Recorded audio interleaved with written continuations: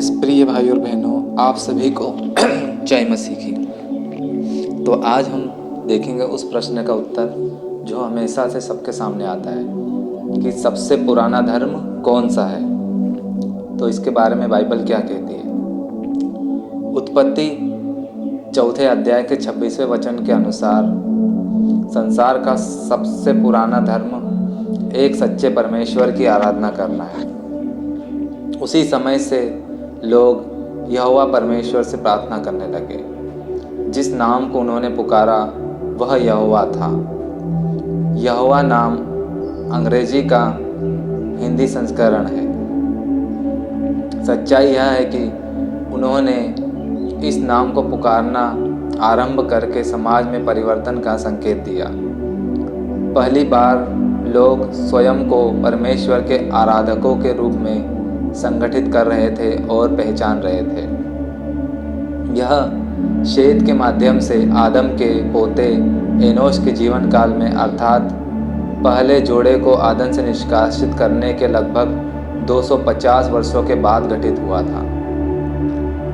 आराधना के आरंभिक रूप के बारे में हमारे परमेश्वर से औपचारिक निर्देशों या परंपराओं को निर्धारित करने के बारे में कोई जानकारी नहीं है कि लोगों ने उसकी आराधना कैसे की।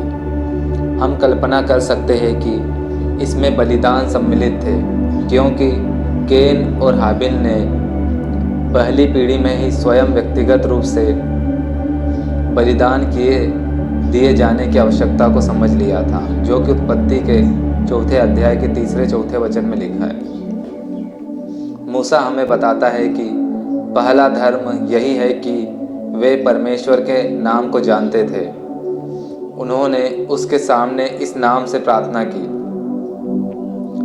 शैतान भ्रष्ट और विभाजित करता है।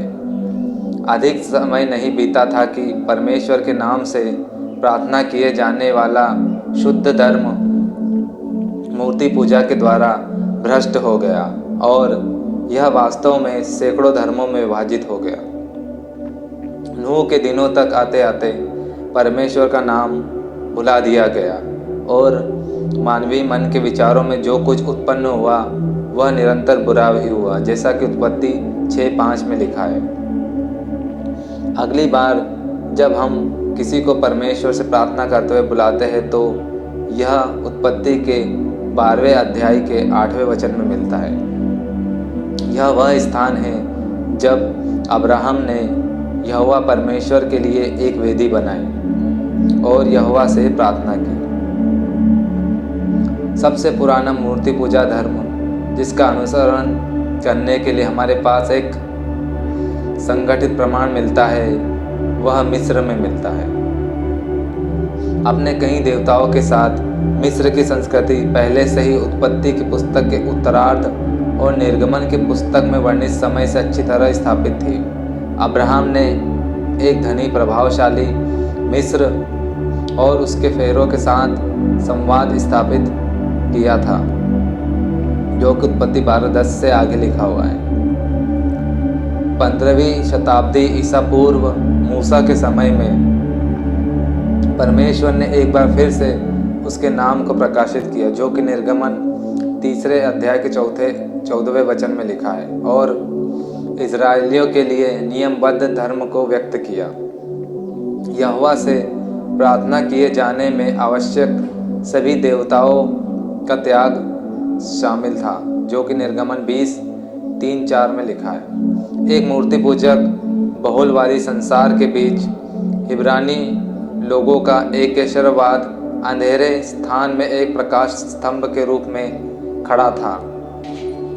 मसीहत के रूप में जिसे हम धर्म जानते हैं वह वास्तव में इजराइलियों के लिए परमेश्वर की योजना की निरंतरता है। सुसमाचार एक विश्वास करने वाले के लिए पहले तो यहूदी फिर यूनानी के लिए उद्धार के निमित्त परमेश्वर की सामर्थ्य है, रोमियो 1:16 के अनुसार। इसलिए संसार के इतिहास में परमेश्वर के द्वारा स्वयं को मानव जाति के ऊपर प्रकट होने का एक चक्र सम्मिलित है।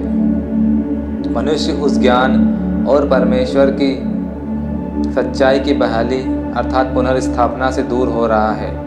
उत्पत्ति 4:26 में पाई जाने वाली सच्चाई और उत्पत्ति 3:15 में दी हुई प्रतिज्ञा का पता लगाते हुए कोई भी यह कह सकता है कि मसीह में परमेश्वर की आराधना ही संसार का सबसे पुराना धर्म है। आमीन।